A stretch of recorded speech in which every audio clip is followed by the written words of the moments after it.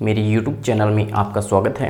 दोस्तों आज हम चर्चा करेंगे जो घात में कुछ प्रश्नों पर शून्य लग जाती हैं, जैसे कि कुछ मैथ के प्रश्न ऐसे होते हैं और उनमें घात में शून्य लग जाती है, तो उस शून्य का हल कैसे करें। तो ऐसा प्रश्न आर्मी के एग्ज़ाम में अवश्य पूछा जाता है। तो इस टॉपिक की मैं बात करूँ तो ये घातांक करने से संबंधित है, लेकिन कई बार ये देखने को मिलता है कि अगर किसी संख्या पर शून्य घात लग जाए तो उसका आंसर काफ़ी सारे बच्चों को नहीं पता होता है। तो उसका हल देखेंगे। सबसे पहले मैं बात करूं कि शून्य घात का मतलब क्या होता है। तो दोस्तों मैं आपको बता दूं कि जैसे कोई संख्या है 1 और इस 1 पर शून्य घात लग जाए तो इसका मान 1 हो जाएगा।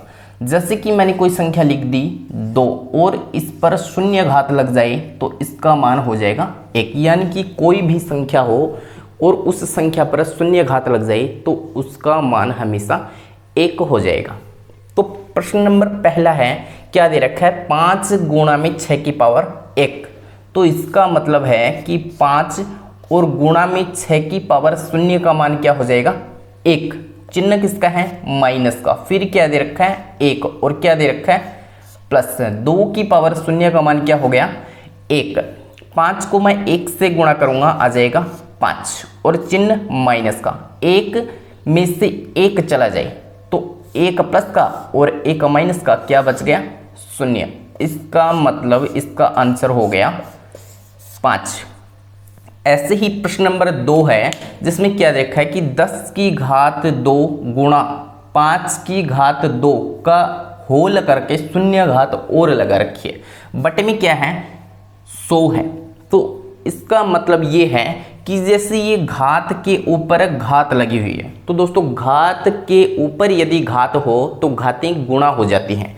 तो मैं इसको सरल करूंगा तो 10 की पावर 2 का मतलब 100 होता है। कितना होता है 100 होता है। तो 10 की पावर 2 का मतलब 100 है, तो नीचे 100 है, कैंसिल हो गया।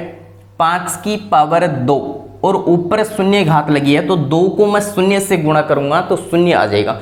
किसी भी संख्या को शून्य से गुणा करने पर हमेशा शून्य आता है।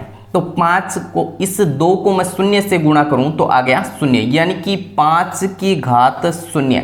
तो 5 की घात 0 किसी भी संख्या पर शून्य घात आ जाए तो उसका उत्तर कितना हो जाएगा 1 हो जाएगा। ऐसे ही प्रश्न नंबर 3 है कि 0 गुणा में 5। तो इसका मतलब किसी भी संख्या को 0 से गुणा करेंगे तो वो क्या हो जाएगी 0 हो जाएगी। चिन्ह किसका प्लस का। 5 की पावर 0 का मान क्या होता है 1 गुणा 2 की पावर 0 का मान कितना होता है 1। 0 प्लस 1 को मैं 1 से गुणा कर दूं तो कितना आ जाएगा 1 आ जाएगा। तो प्रश्न का उत्तर हो गया 1। ऐसे ही 4 नंबर प्रश्न है कि 4 बटे में 3 की पावर 0।